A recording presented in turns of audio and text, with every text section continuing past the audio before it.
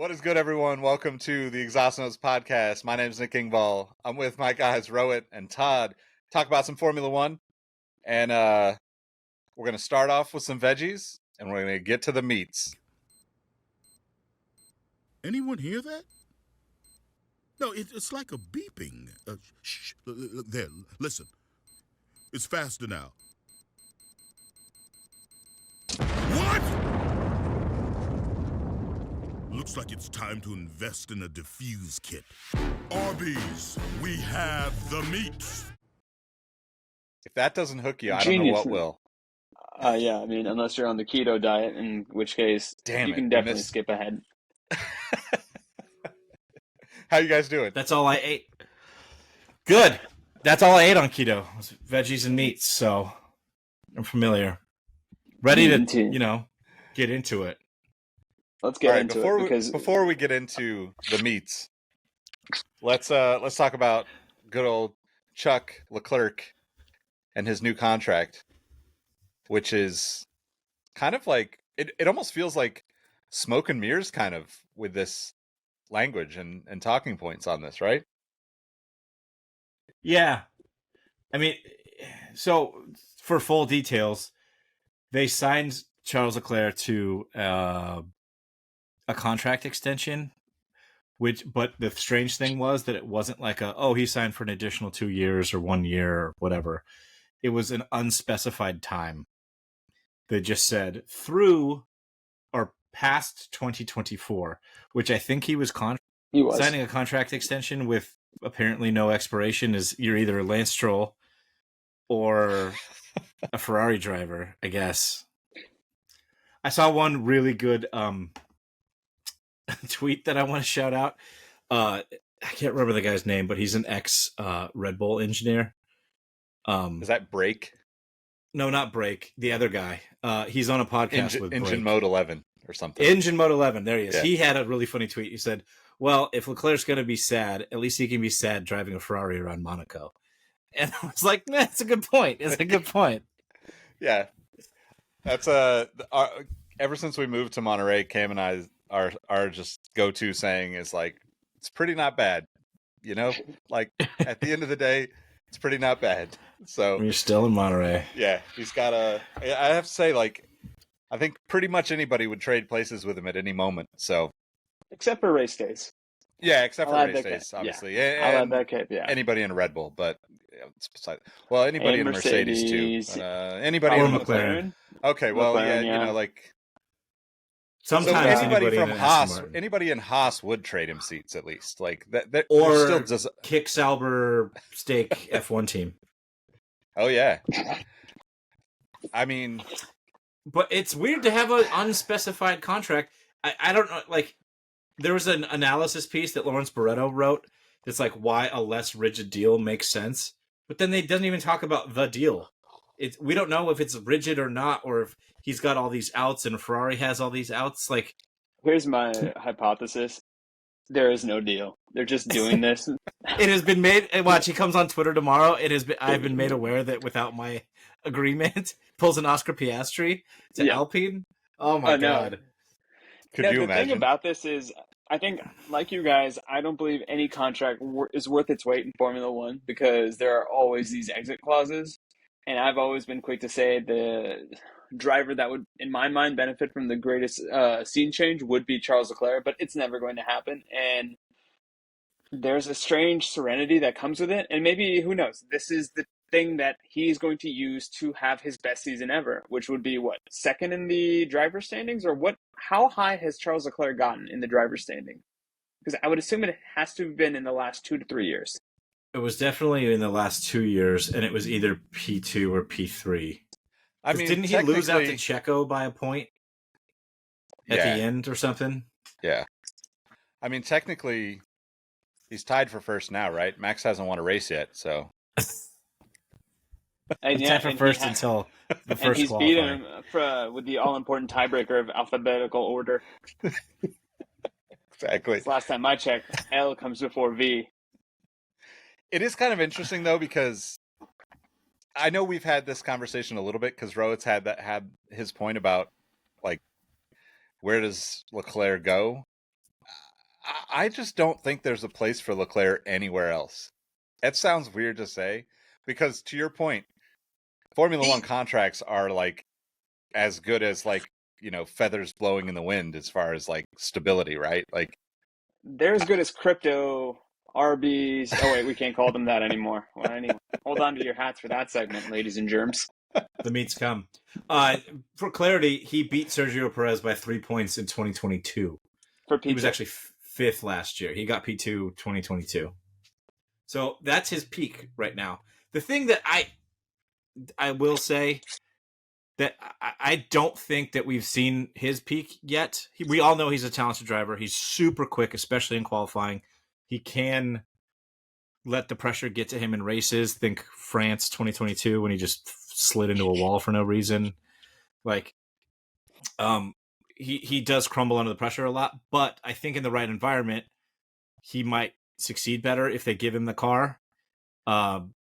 We know the struggles of the Ferrari last 2 years, but, and this is kind of credit to Freddie boy, Fred Vasseur, I think this is actually the first year that we're going to see his real influence on the team, because he took over last year for Mattia Binotto, Harry Potter.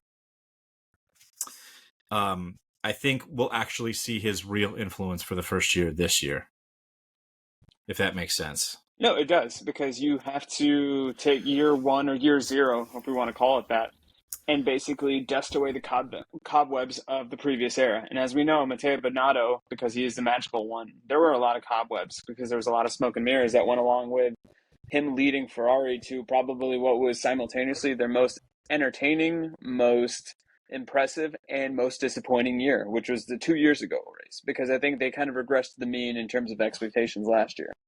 Now, that being said, I do think Charles Leclerc, much the same way that the media has characterized him as being the prodigal son of Ferrari, there is one spot I could see him thrive really well, and that would be the eventual Lewis Hamilton replacement at Mercedes. Yeah. See, I kind of agree with Nick. He has the nickname of the prodigal son of Monaco. Like, he is Monegasque. But is there a similar, what feels like a biological connection from Monaco to Ferrari? Because I don't think that. Like, he can be the prodigal son of Monaco at any of the teams. Like, but there's no added cachet of being there from Ferrari perspective, other than the fact that his godfather was scheduled to be a Ferrari driver, and I don't think he ever made it, if I remember my bit of Charles Leclerc mythology. I mean, like, he definitely has a Ferrari connection, has had it for a long time. The reason I think that there is kind of like this defunct tie, if the general public thinks of F1, they think of two things. They think of Monaco as the premier race of Formula One because of the spectacle, and they think of Ferrari because Ferrari is the longest running constructor, and they they boast about being being Formula One, right? Yeah.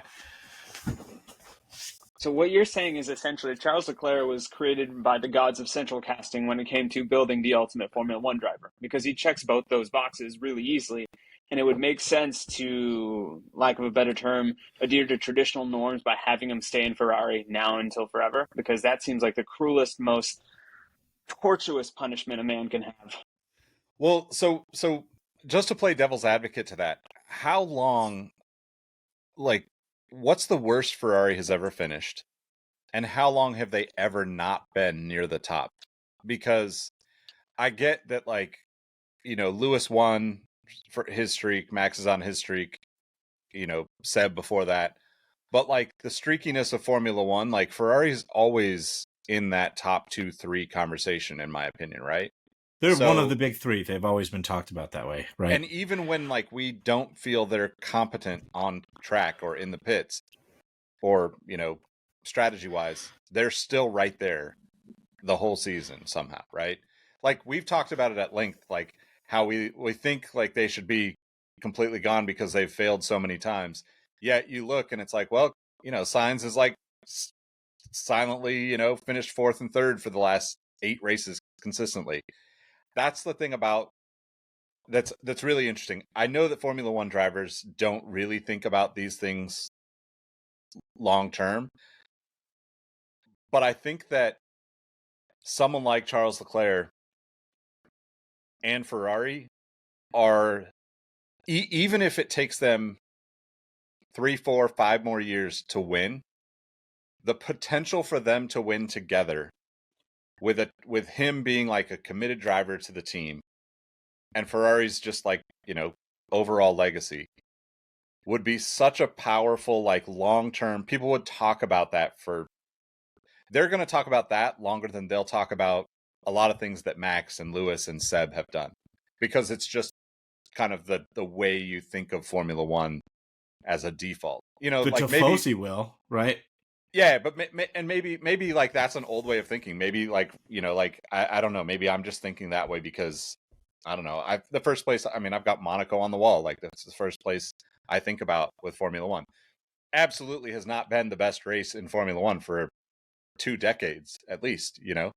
But it's still the place that I think of when I think of Formula One. It's like if I think of, what do I want to do? Go to a Monaco race, like, kind of to your point about the tweet, drive a Ferrari around Monaco. I don't know. Pretty not bad. Pretty not bad. Formula One at its essence is a luxury sport, and to your point, there's no race that captivates that better than Monaco. So I totally get where that's coming from, and like I said, I'm a nouveau riche fan of Formula One compared to you two old money fat cats, but I am probably not spinning with Monaco the way I should. But give it time, and maybe I will find a beauty in its inefficiency and its like historic oldness. But I'm really interested to see what he does next year, because I think for me personally, he's going to be the single most interesting person to watch on the grid next year, because he is now once again lumbered with what I consider to be another albatross in terms of expectations and now contract, however vague and mysterious it may be. I think that he's also, the reason why I don't think he fits with other teams is because I think it takes longer for drivers to be able to influence teams at this point. Like, I think if you look at like historical stuff with drivers, like the Schumachers, the Sennas, the Prosts, like all of these, legacy, like best of GOAT conversation drivers, they became very influential on the team at like day one or year one or year two, very early in their journeys, right? I think that Ferrari is a harder egg to crack in that sense, or whatever that saying is, because look at how they've like forced the last few years. I mean, even beyond the last few years, probably. I wasn't paying attention as closely 10 to 12 years ago, but I feel like the team itself has been very stuck in their ways. And I think that with Leclerc sticking with them, coming up, starting with them, sticking with them, he's going to have way more influence on that team than any other driver. And I think that also with Fred Vasseur kind of like on the other side of the business, getting things aligned is putting them in a position where, okay, now we have 2 people we actually trust that are essentially making decisions, making the calls, where like Ferrari just hasn't had that, right? Like, and nothing against Carlos Sainz. Like, Carlos Sainz should absolutely be way more respected by Ferrari, but let's be honest, he's going to go race for Audi. His dad just won Dakar. He's going to go race for Audi once Audi's in. Like, there's just no way that doesn't happen, in my opinion. Which car did his dad win? What's that? Which car did his dad win? No, the Dakar rally. Oh man, that's the air being let out of Carlos Sainz's tires, because we all know what's going to happen. Oh, yeah, it's funny. Not to change gears, but it's funny how it almost feels like F1 Twitter is like willing that to happen. Like, I haven't seen it in like any real, like, official, like journalistic way. Like, wait, the Audi thing? Yeah. Oh, I haven't. So I haven't seen it.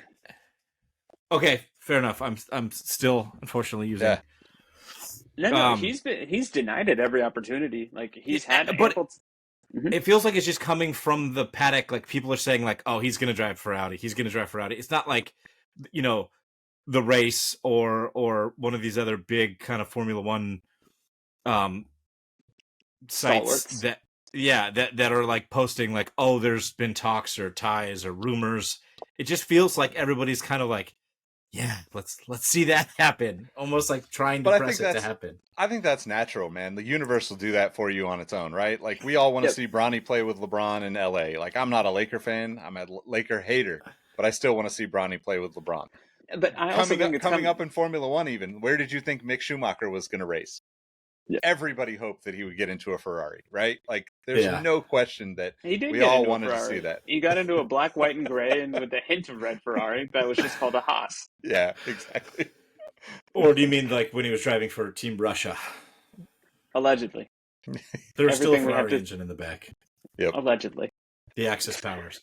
Yes. No, but I mean, it's funny you mentioned the rest of the paddock and the media wishing Carlos Sainz going to a different team because maybe they feel bad for him. Because in my mind, Ferrari would benefit more if they channeled their inner Carlos Sainz and not their inner Chuck Leclerc. Because we've said this, or at least I've said this probably every episode at least 5 times. So if you have a bingo card, put the space now.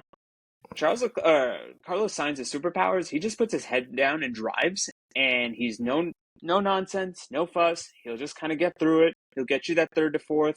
And while Leclerc may have a quote-unquote higher ceiling, which I don't see, Sainz has the higher floor, and that tends to bode well for that team. And I think if you asked Fred Vasseur, dipped in a gallon of truth serum, who his favorite or more preferred driver is, I would not be surprised if he says Carlos, because there's just a certain drama-free quality that Carlos has that Chuck will never have because of the pedigree, because of all these other weighted expectations we've bequeathed to him ever since he's joined the grid.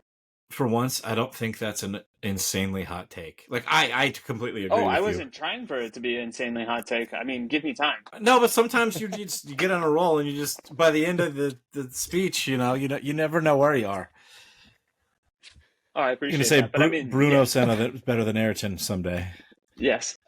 Hey, while I've got you here, John David Washington will be a better actor than his dad, Denzel. There you go. There's my hot take for the episode. Really like Ballers and Tenet. Tenet was pretty good. Yeah, it was pretty sick. We're off topic. We tend to be. Where the hell were we? We were talking about Chuck's contract and then signs to Audi.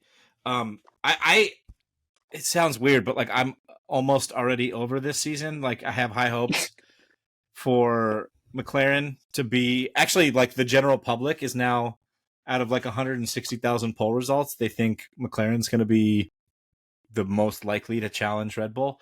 I don't think anybody's challenging Red Bull, but I'll be happy with a P2 in the constructors in my papaya if that happens this year. That's a hot take as far as I'm concerned. I mean, Jensen Button said it's Mercedes that's going to challenge, so. Every British journalist that's paid by F1 TV or Sky thinks Mercedes is going to be there. And they have a right to say that, but they got to show us something. Maybe we'll come with like a 3/4 pod design at preseason this year and be like, oh, we cracked the code. And then, nope. I don't know. Based on their pod design, our podcasting duration will be directly related to that. So if they come up with a 3/4 pod, every podcast will end abruptly at 3/4 of one that actually finishes recording. And I can make that promise to you, listener, because it's not happening. Tune in next episode to see if Todd actually gives a shit about Formula One this season. No, that's not what my point was. I'm really excited to see what another true 3/4 cut. True, like, yes. What another true constructor in Formula One will do. Audi's got big money. The VAG is serious about Formula One. That's Volkswagen Automotive Group before anyone has any qualms about how I speak. Save this conversation before it dries up. But the money. I'm really excited for 2026, I guess. Yeah, but then is it 25? Now I'm second guessing myself. I don't know if Audi's taking over the team until 25 or 26. I think it's probably 26 with the new regs. Makes most sense. I thought it was 26, but they can start branding the team in 25. And if we're wrong, Iron Trev will let us know, and we can do one of our many. Shout out Iron Trev. I love getting. This is another tangent, but I get a text almost every podcast from either Aaron or Trevor saying, what is it? Father urges. Father urges. Okay, it'll probably happen then. So now Pops is in the same corner with Audi. Anyway, sorry. You get a text from... For context, Nick was just showing us his phone screen with an article of Carlos Sainz Sr. urging his son to go to Audi. Yeah. As we all just went silent there. Always. The fuck was I going to say? It's okay. Aaron and Trevor think about text it? you. Yes, they text me every episode with their notes on the rebuttal to whatever bullshit we spout off during the podcast. I love it. Here's the thing, Aaron and Trev, we're going to tell you what to do. Start your own podcast. Be a complete rebuttal. Be the ether to our Jay-Z song. And just fact check us every single time that you can. Because who knows? But my whole thing with Audi is... we've got to encourage the silencer to the Exhaust Notes podcast. Should be their name. They should just be called the Silencers or the Mufflers. Yeah.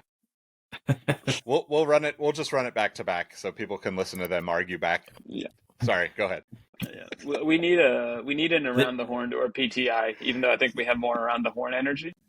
But what I will say this: we know Audi's coming. We know that they have truckloads of money. What will let me know how serious their intentions are is if we all believe what's happening and we think it's going to happen, which is Carlos Sainz is going to be their driver. Who's their number 2? Because that will tell me a lot about what their aspirations are. Mick Schumacher. You think Schumacher? Ooh, that's interesting. Yeah, I didn't really think about that. To me, yeah, go ahead, Nick. Sorry. I just hadn't thought of that. Go ahead. I feel I know. I have a feeling, and F it, I'm just going to debut one of my hot takes today, and then we can refine it when we have the actual hot takes episode. I think half of the big 3 grid will be reversed, or will be completely replaced next year, and I think George Russell's about to join Audi alongside Mr. Sainz. I don't think so. I don't think, because they know they're losing Lewis. Are they, though? He just signed another 2-3 year contract. He's not going to... I feel like he's about to pull an Alonso. Like, anything you can do, I can do better. Which would be the pettiest move. It would really be Alonso-like to try to be out petty Alonso. But race into his 40s. I agree with that. He's 39 now. I don't think he's done in the next 2-3 years, but he is done at some point. And George is to Mercedes as Sainz is to Ferrari right now. He's a head down. Put in the work, get a quiet P4 every race. He's got a little bit more, what would you say, spice in his tea? Is that a British metaphor? If not, we'll make it one. He's definitely not spicy. He's a hall monitor. But he's the most annoying hall monitor. Like, he's obnoxious in terms of how good of a hall monitor is he. I mean, there's a reason why he's the president or whatever.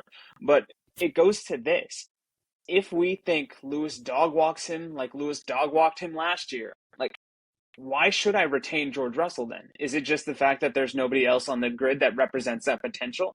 And I get that potential is the sexiest thing to an athlete, but eventually he's going to have to put Lewis away. Otherwise, in my mind, his career will never be what we expect it to be. Like, he has always been spoken about in this hushed tone of he's next. He's the next big thing. He's going to take down the world. He's a future world champion. And the way that his career seemingly is panning out right now, he just looks like Charles Leclerc with a British accent, which is he's never going to get there. He has these emotional outbursts. And yes, he's a nice guy, but I don't see the ruthless killer I've always been trained to think about when I think about George Russell.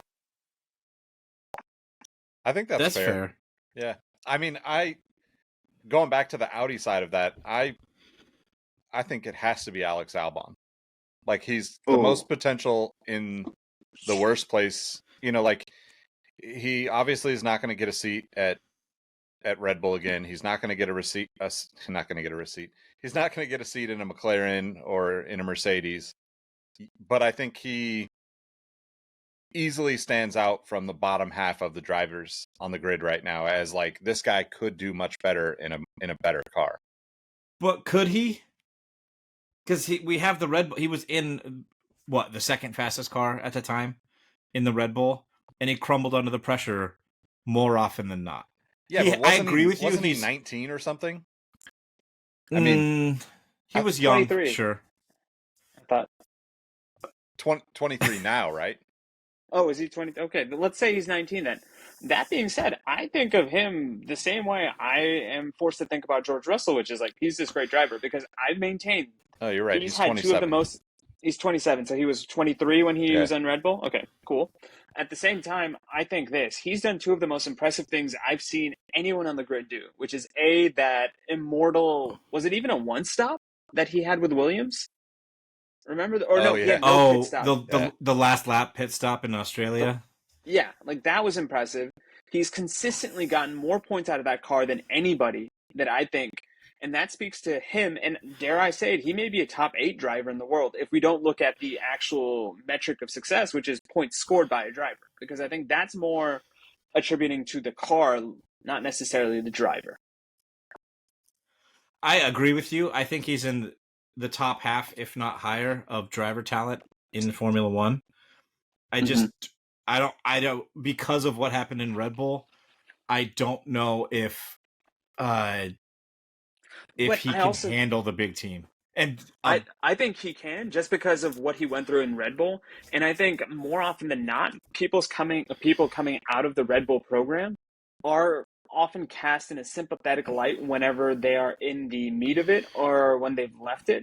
And I do think that his ability to handle it the best, and granted that's like being the shortest midget or I don't know where the hell I was going with that analogy. Please don't cancel me. But at the same time, very tangential. We're also in preseason as well, listeners, so I'm sure the takes will get tightened up, as will my vernacular and my diction. But at the same time, like, he is going to, once again, probably be the most impressive driver not in the top 3 teams. yeah, but it's easy to, when you absolutely stomp a mud hole in your teammate by winning the I don't even remember who his teammate is. Maybe it's some private dude. I don't know. The fact that he was able to get that result in a comparable car to George Russell, ironically, the guy that I keep comparing him to this year, what was more impressive? Any George Russell season in the Williams car or what Alex Albon did last year? I mean, I go That's really Albon hard. in that, but Yep. Anyway, enough of my Alex Albon soapbox. If he joins Audi, then I have a new team of choice, which will be the Carlos Sainz, Alex Albon, Audi-led squad in 2026. Germans do it better. Certain right. things. shifting gears once again. Yes. Let's talk about the meats. I don't even know how to say it, so I'm gonna let Todd officially announce. You gonna put me on the spot? Yeah. Okay. AlphaTauri, moment of silence, with their overpriced clothes and strange modeling shoots with Yuki Tsunoda, have officially changed their name to Visa Cash App RB Formula One team. And it was speculated, I think we talked about it last week, that it was going to be the Racing Bulls, kind of tying them into Red Bull a little bit, going back to the Toro Rosso, which literally meant Red Bull in Italian previously. The RB does not stand for Racing Bulls or Red Bull. It is strictly RB. Roast so it's beef. official that this is the worst team name in F1 history. And it was a very short reign for Kick. The fuck was it called? Sauber Kicks. No, Steak, Sauber, Kick F1 team or something of that order. I don't know, mix and match. But they had officially the worst team name in F1 history for, I don't know, a month. And then Visa said, "Hold my rich energy drink." Yeah. I mean, sponsors have always played a part in team names, and I'm sure every F1. I know the race went hard on this team name thing, but sponsors have always played a part in Formula One. It's a rich man sport. You got to pay the bills. I get that. All the big teams have them. I think Mercedes is Ineos, Mercedes AMG F1 team or something like that. Patronus, like the Patronus, big Harry there Potter. you go. Yeah. Yeah, Patronus. But this, at least they have an identity at the end of the day. Mercedes has Mercedes. Ferrari has Ferrari. Stake somehow has Sauber, which has a history in Formula One. They have somehow went from Minardi to Red Bull Junior to fancy Red Bull Junior with great liveries, charismatic drivers, to Arby's. We have meats. Like, Couple things. Yeah. Future episode. Contrast. Or doppelganger. Yeah. Oh yeah. Because I We feel should like definitely do that. Yep, I'm gonna actually like beep that out just so we don't give it away. But that'll be an excellent episode. Yeah. Thank you. Every now and then, blind squirrel, not. But this may be the high point of their season, as absurd as that sounds. Like, what are we supposed to make of this? I mean, not only that, like, you have arguably two of the most charismatic drivers on the grid as a part of that team, and even they are going to get overshadowed by this bumblefuck of a name. Yeah. I just think, like, how do announcers refer to the team? Like, we're not going to call them. I mean, I don't know. Cash App RB, or we call them the Cash App Boys with a Z, and like I think they're going to call them RB. Gang. They're gang. On God. On God. No cap. We're all wearing caps. Sure are. I mean, so I always thought it was odd that they didn't connect the two teams, right? Like, yeah, they did the Toro Rosso thing, and it was like we all know it's the junior team. AlphaTauri still kind of has it. Like, I would have just called like the main team the Red Bull team, and like the other team the Blue Bulls team or something. But then it would have turned into Blue Balls, and it would have turned into a whole thing so of like good. It would have been great, but like they would have also never lived it down. So they're going to be called the RB team, just because I think we inherently, as fans, as broadcasters, as whatever, are going to be lazy, and that just makes the most sense. See, but internally, that's confusing, right? I left that That's team why out. I enjoy Everybody refers to Red Bull RB. They're synonymous. Like Are when they, though? I've never heard. Yeah, Red no. Bull be okay. When we type it in the Discord, what do we type? If we're not going to type out Red Bull, we just type out RB. Everybody knows. We type out AT for AlphaTauri. Well, and they shorten the cars, right? RB19, RB20, like those are the car names, right? So, yeah. I think they should still do it because this is the only way that RB team will win a race this decade. Wait, which RB? Exactly. That's my point. The I thing just hope they have curly fries. And that sauce, God, Arby's sauce so good. They're internally known. Internally, they're calling themselves V-Carb. V-carb. So going back to our keto shout out, that means they're not long for this world. Oh man, I feel like that's the. I somehow feel like that's the name that the announcers, commentators, etc., are going to adopt. Whatever Yuki or Danny Rick says, that's what they're going to go by. Like that first press conference where they're going to be up in front of, let's say, 1,000 people and like, guys, how does it feel to be a part of a new era of racing? And Daniel Ricciardo's going to BS his way through oh, gee shucks, guys, and I can't do Australian accent. I'm just happy to be a fan of whatever pet name he comes up with, and then that's how they're going to be christened for the rest of their existence or until a new sponsor enters the ring. Yeah. I don't know. I mean, I thought it was just hilarious to see the whole rollout. Like, I tried to like repost as much of it as I could on the Instagram account, but it was hilarious to see them like roll it out and then take it back and then come back and like then like I came back to it and it was deleted and it's like, okay, well now it's back, but there's nothing there. And then like randomly the AlphaTauri clothing account is like, thanks to the AlphaTauri F1 account for all the years. And like if you tap the AlphaTauri F1 account, that account is no longer because it's now Visa blue ball, cash wrap, whatever. Like, I'm gonna call it. No, I'm gonna call it the Mastercard Zelle Carl's Jr. There's no good way to put it. Like, yeah, Nick, you've been in marketing in several companies. From a marketing perspective, I'd love to get Yes. Yoltz's well, input on this. It's terrible. It has no. The only reason it's burned in your brain is because of how horrible it is, not because it's catchy or fun or intriguing or anything that you would associate to marketing, right? right. So I have to answer that in two ways. First, for the average listener, the fans, yes, it's terrible. For anyone who's interested in sponsoring the podcast, feel free to throw out Capital One, Zell, Exhaust Notes, FM podcasts for Formula One fans. We're open to a lot of those types of naming conventions. Don't listen to Todd right now. The Just to Exhaust Notes podcast brought to you by Blue Chew. Here's the thing. 100% in. When I had my college radio station, I was called the Lexus Nike Corporate Hour because I drove a Lexus and had an internship at Nike.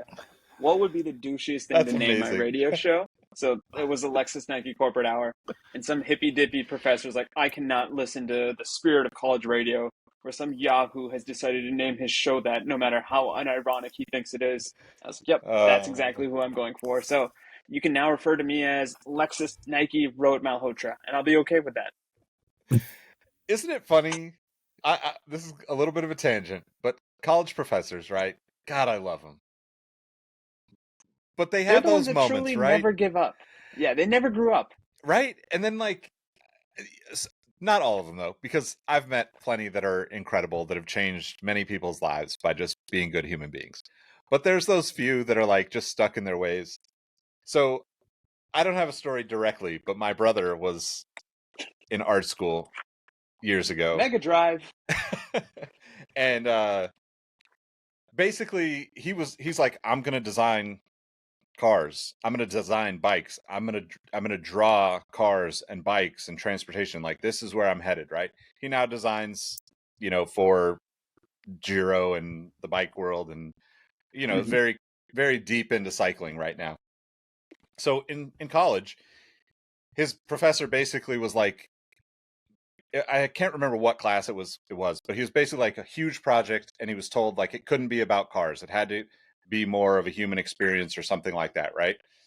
My brother pulled the ultimate fuck you by drawing himself staring at a picture of a Porsche on the wall in an art gallery. So the human experience was him looking at a painting of a Porsche on the wall, and it was this massive, like, 4 foot by 4 foot like watercolor painting. It was amazing. But shout out to all those professors that refused to succumb to the man and his influence. Yeah. And speaking about succumbing to the man or the influence, like, maybe they're the marketing geniuses, because we are talking about this. And if we wouldn't talk about this, I don't think we'd talk at all about Red Bull, or what were they called previously? AlphaTauri? Like, maybe that's the marketing genius in all of this, is by coming up with such an absurd name, it can't help but get us to talk about it, because we're not going to talk about them any other way. Sorry. It's short-lived, though, right? Like, I feel like if you're really thinking long-term, it's like, it has to be something where, like the Petronas Mercedes AMG Formula One team, right? Like, we all know that Petronas is on the front of that without saying it, and it's stuck, right? The problem with this, to me, is not only the branding that they created and all of the stuff that they messed up on the rollout of it, but, like, the Visa Cash App to a non-existent team doesn't help us remember. Like, 5 years from now, like right now, this season, they're going to get a bunch of buzz, right? They'll get 3 months of people just shit-talking the name, and then the season will roll on, and eventually people will either just refer to the team as the Visa Cash App team or whatever. But like 5 or 10 years from now, we're not going to associate Visa Cash App with this team at all, which is going to be terrible for the sport and for that team, whatever they become in the future. Like, what's the best case scenario for them? That we call them the Force India of their time, where it's like they were memorable. but But ultimately they had the identity of that's exactly to Nick's point. Force India had the identity of Force India, right? And then the sponsors that were attached to that team. Yeah. right. RB doesn't have any identity. So it's Yeah. even more forgettable because there's nothing, those sponsors can't attach to any sort of team identity in any way, really. Like RB doesn't stand for anything. It doesn't stand for Racing Bulls. It doesn't stand for Red Bull. It's just RB. I wouldn't be surprised if they try to come up with something for the RB throughout the season, right? Like that is like a miss to me. Like, I mean, even if they were like, maybe that, even if they were like, oh, we're going to move completely away from the RB and the Red Bull thing, and we're just going to be like, we're the Visa Cash App Marauders.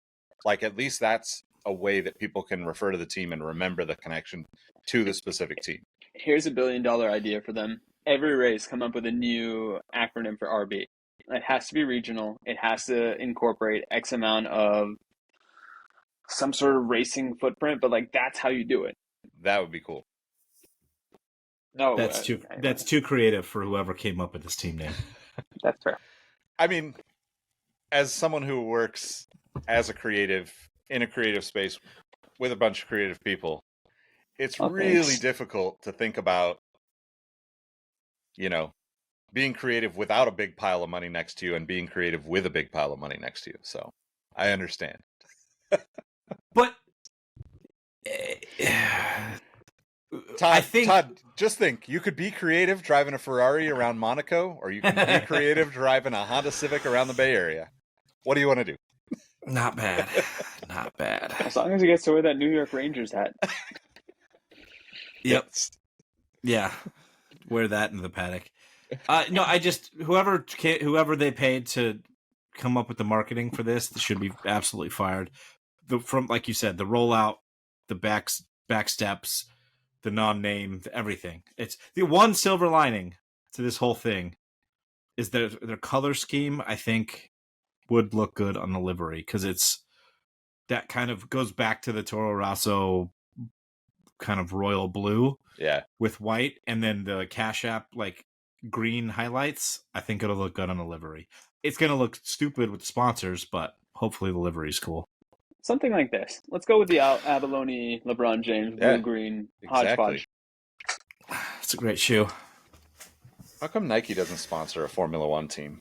Well, if rumors are to be believed, we're about to see them enter the grid in the next year, but I'll buy it when I see it. Yeah. And I think Puma's got that thing in a chokehold, to say the least. It's the one thing they did right. Yeah. I mean, K-Swiss with McLaren was pretty good too. But I feel like the shoes were lackluster. Yep. Yeah, I don't know. Like, I think all Formula One sneakers are... I mean, I say this, if you have been in the Discord or listen to Sneaker History, you know that I'm obsessed with all racing shoes and have literally dozens of dumb racing shoes. But I feel like it's a missed opportunity. Like, we saw it in the 90s and everything that's come out in the last few years. Like, there's been some interesting things, but it's been like one hit wonder where like it didn't sustain a season, or it popped up and then we forgot about it and just never really held any ground. And the K-Swiss thing, to me, I think they chose interesting shoes, but I think that not having the connection on the team or, you know, someplace visible, you know, that's a huge miss. But anyway, that's a rabbit hole we can go down in another episode because it's a very deep one. And sure we enjoy our rabbit holes. The rollout, I was going to go back. The rollout of that, I would not be surprised if it comes out that like there was just complete miscommunication or some weird stuff happened. Like maybe there was back and forth with the team names or something like that, where, you know, it was just even AlphaTauri, even RB Junior Melt, like would be capable of doing a better job than how it was rolled out. And I'm sure, like, that's not like picking on anybody that rolled it out or was as a part of that team. I just think somebody fumbled it and like nobody realized it. I will pick on them. Please. It's what Todd does best. I will give them a wedgie if I ever see them. I'm going to give them a squirrely. which is a wet willy and a swirly at the same time. And then I'm going to get upset because I have toilet water on my hands. So I'm going to. Have you tormented or tortured friends, loved ones, siblings, or relatives? I mean, I feel like that's a very deep cut for. Oh, I'm as a classic one-upper. I'm going to tell this story now. So in high school, I was friends with a young man who decided he was going to power rank all of his friends, and he would let us know every week, like where we were in the top 10. And then because we were all high school boys, we turned it into a game, which was how high can we get on that power ranking list? And then as soon as we hit number one, how quickly can we fall off the list by doing mean things to him? So there were incidences where people would shake him while he was using the urinal, so it looked like he peed his pants. There were other times where we told every single girl that he had a crush with that he was ready to fudge, and he had a 12-inch monster just with their name on it. And there are some other stories that if you subscribe to our Patreon, I will gladly tell you, because as much as I like being the villain, there's some truly heinous shit we did to him. And I'm going to use this opportunity to apologize to you, Philip Motville, because I definitely don't want a Steve Damn, he Buscemi. name dropped. I don't want a Steve Buscemi, Billy Madison situation where if he ever finds this podcast and he hears me talk about this and then I'm offering my mea culpa now, I can see him cross my name off the list of people he was going to kill and then put lipstick on himself, just like Steve Buscemi did in Billy Madison. So, how about Lance Stroll? What's he done? Speaking You of think bullies, Alonso actually bullies him behind the scenes? I feel like he does. Talk about this article, because I haven't read it, and I purposely haven't read it because I want to hear it directly from you two, because I was elected to lead, not to read. So tell me about this article. I didn't get through the whole thing. I just saw the headline and was like, wow, this is like Todd's dream article right here. We're getting the behind the scenes story of Alonso's relationship with Stroll. And what was it? What's the line is very unique or something like that? Oh God, what the hell was it? I want to direct What quote it here. relationship has Fernando Alonso had with a teammate which can't be euphemized to? And I made up a word, which was euphemism and like euphemized to. They have a very unique relationship. It was very unique, yes. Yes, of course it was, because that means he was an asshole to the person, and the other person just let him get away with it. Very unique. AKA, I used to be friends with him when his dad ran the team. Yeah, we'll see. We'll see how that goes this season. I mean, he still does, but I just want to know how much he got paid to do this interview and do this article, because all he did was blow smoke up Lance Stroll's ass. Like, granted, we know Stroll had a pretty rough year from being hurt in the preseason. I think he missed preseason. But he still was a top 10 racer, was he not? If I remember the constructor standings, didn't he get top 10? You're going to make me check again. Are they changing the name to the Wells Fargo Aston Martin F1 team? Or I mean, but I think whenever maybe there is a lot of money behind this. I don't know. Maybe Bank of Canada. Yeah, there you go. The Bank of Strolovich. First Canada Credit Union. Where was he? He got P10. Yeah, with 74 points. Which was his highest performance he's ever had as a driver. So, for as much as we want to shit on him, and I don't condone bullying unless it's done by Todd Yates, he had a very successful year. But did he?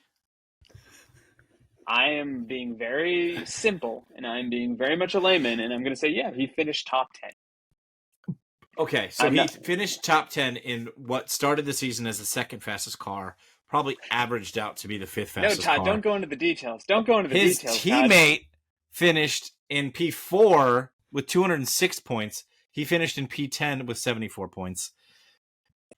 I think if you put any other competent driver, even Ratatouille or PG... Pierre, yeah, are you with me? They would have been at least a couple spots higher. Like, granted, the wreck set him back. He had to take a couple races off when he broke his wrist. Oh wait, no, that was Danny Rick. No, he didn't take a single race because he didn't take a race off, but his wrist was still jacked up. Whatever. There was a touching montage of medical autopsies, medical X-rays, and rehabs that he had right before. I think it may have been set to a Coldplay soundtrack. It was really tastefully done.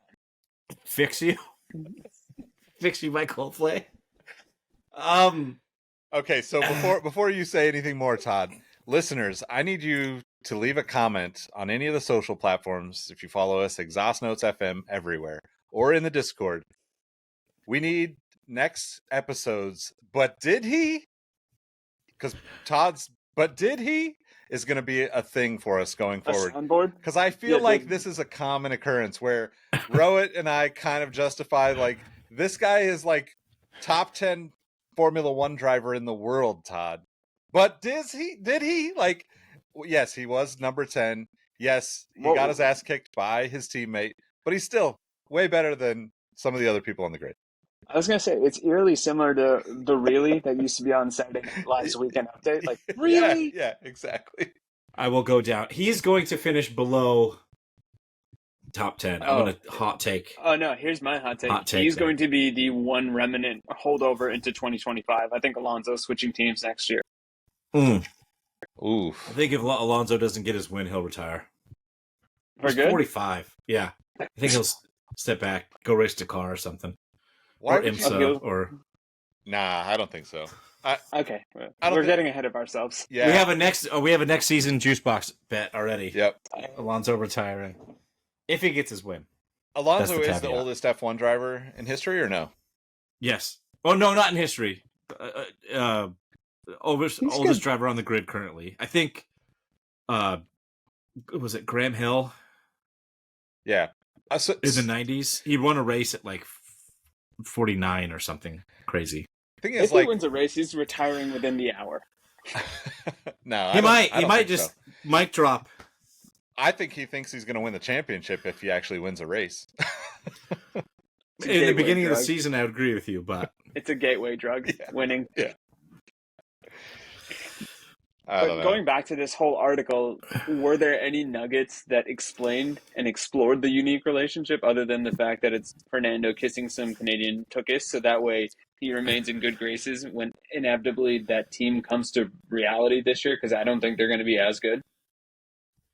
No, there wasn't anything in there that I saw other than him saying, like, we have a good relationship. We talk every week. We talk at the factory. We talk at the races. We talk on the phone. So they're pen pals or whatever, gal pals, whatever you want to say.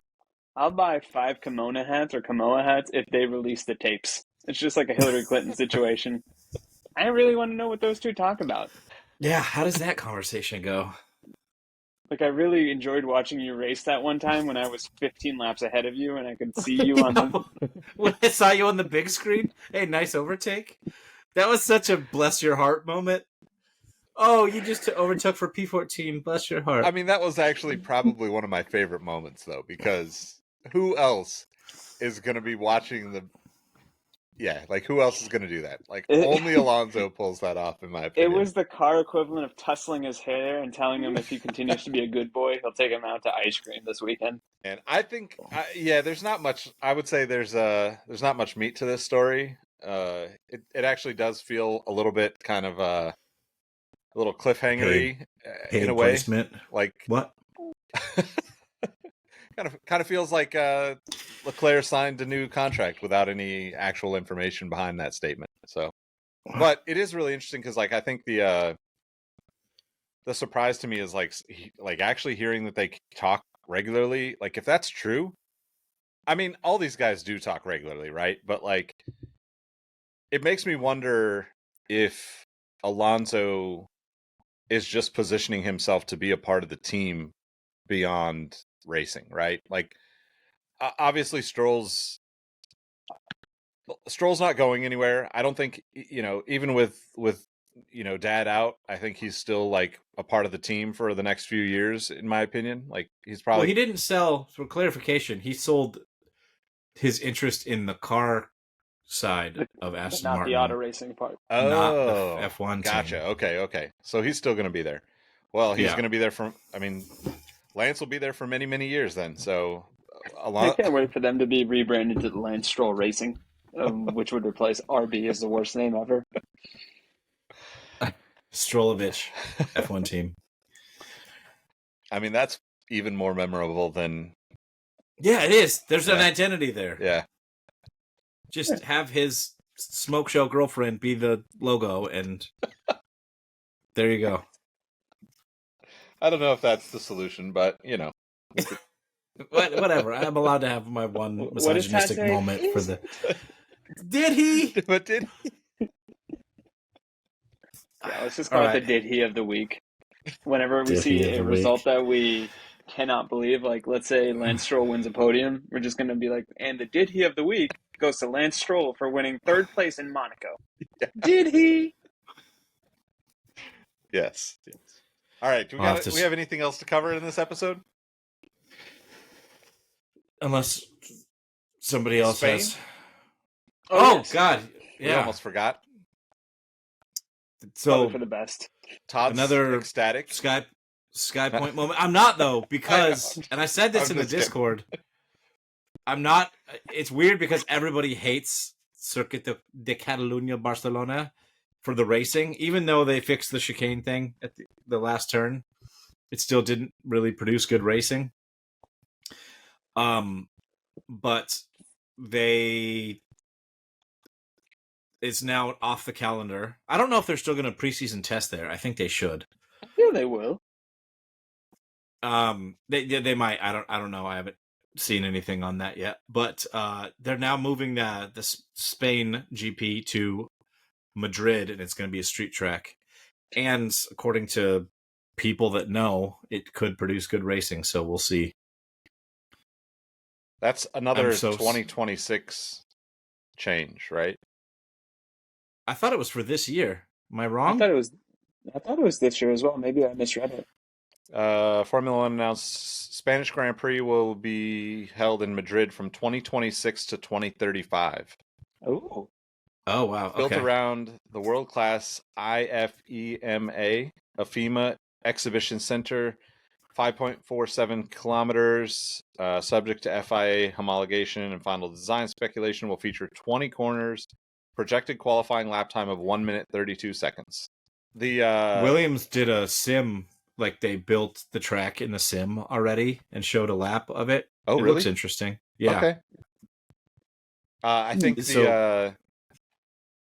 the biggest talking point was they're trying to say that 90% of people that go to the race will take public transportation to get there, which would be... Well, that warms Sebastian Vettel's heart somewhere. Yeah, absolutely. I mean, even if it's possible for 90,000 people to commute to a race, great, is incredible in my opinion. Like, I mean, it's automatically become one of my favorite races, and I really hope they make that happen. Yeah, I think that alone is worth its weight in gold. I can't wait for Formula One management to try to take credit for that in their like Race to Zero campaign. Like, oh, we moved it to a street track so we could save carbon emissions from your commuting to a racetrack, and then include that in their Are you net kidding me? carbon They're going to zero live thing. off that single stat for about a decade. yeah. I mean, that is like the most carbon neutral thing to do, is to put it on consumers, right? It's like, well, statistically, I think it's like 70 to 80% of like carbon pollution comes from like 6 big businesses or something, or 6 industries. And like the whole thing is like, oh, well, your individual carbon footprint is what's causing all this problem. So you should start walking instead of driving your car. You should start taking public transportation. You should Don't get mad at me because we sell cars. It's you driving. Yeah, exactly. Just because we have thousands on the lot for you to get a new one. Yeah, it's pretty crazy. I'm actually excited about that, though. I think, I mean, I am one of the weird, I would say, legacy F1 fans that really does like watching street circuits. I know it doesn't result in as fun of racing typically, but I think I saw something about the cars getting slightly smaller in the next few years too, which, you know, is that part of the regs in 26? I think there's like, I thought I saw something that was like a little bit, we'll have to look at it for the next episode, but I think Vegas actually has shifted my thinking more to being more open to street tracks too, right? There was so much action at that race, and when we looked at that map the first time, it was like, well, this is going to suck, you know, like 2 miles straight. Yeah. And it turned out to be really cool, you know, like, I mean, maybe the track designers for the FIA or Formula One are actually, competent. It's starting to look that way. Here's hoping. Tilko was right. Tilko's designed most of the tracks in the last decade or so. I don't remember his last name, but anyway, I'm not really feeling one way or another about this.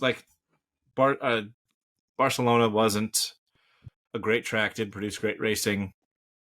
Vegas did produce a really entertaining race last year. Let's hope that keeps up. So maybe this will be another one.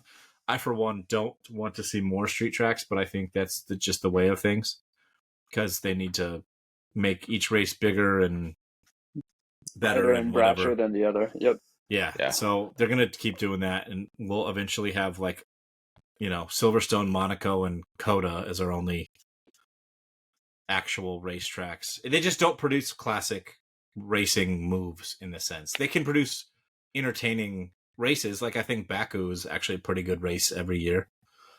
And that has a crazy long straight. So yeah, maybe that's the way it's going to go, but I just hope that they keep preseason testing there, or at very least for my nerd video game self, that they keep it as an option to drive on in the F1 game, because it's like DLC. one of the...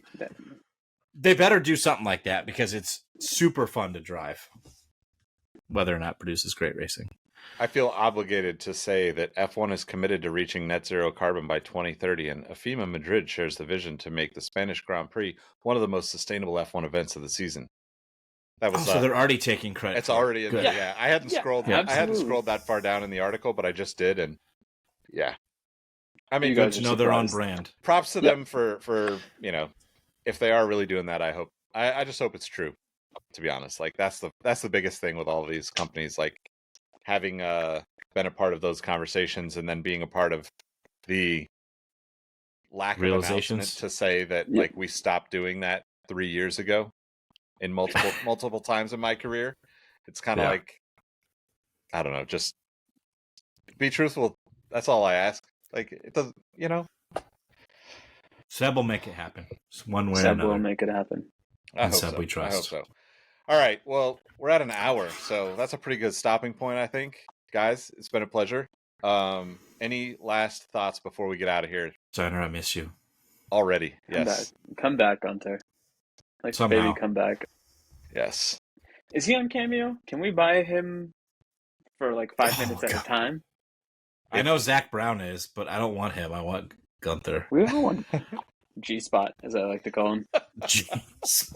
It is obviously getting late, so I'm gonna wrap that up. I'm gonna wrap it up by saying, let everybody know. Wrap it up, B. Let everybody know how they can find you outside of the show. You can find me on Instagram at Rodem13. Same on Blue Sky. Roheezy on Twitter. And because it's the preseason, you're not getting an OnlyFans name for me. You have to earn it, listener. Nice. Dadshoe.jpg on Instagram and Threads, dadshoe_jpg on Twitter. Maybe I'll have a Blue Sky or a Rumble or a Mastodon or a something. Grinder. Or an OnlyFans by season start. We'll see. Cool. More ways to connect with Todd. Literally and figuratively. Yeah. But did he? You can find me at Nick Engvall on all the platforms. More importantly, Exhaust Notes FM everywhere. And make sure you hit the first link in the description to join the Discord and join the discourse in between the races. I figured out Todd's OnlyFans name. It's But Did He, but But is spelled with 2 T's. That implies things being inserted into me, and I'm not sure I'm okay with that at this time. We'll see. We'll see where the year goes. End it right now, Nick. Whatever sponsorship we had, end it right now. Thanks for listening. We'll catch you on the next episode. Peace.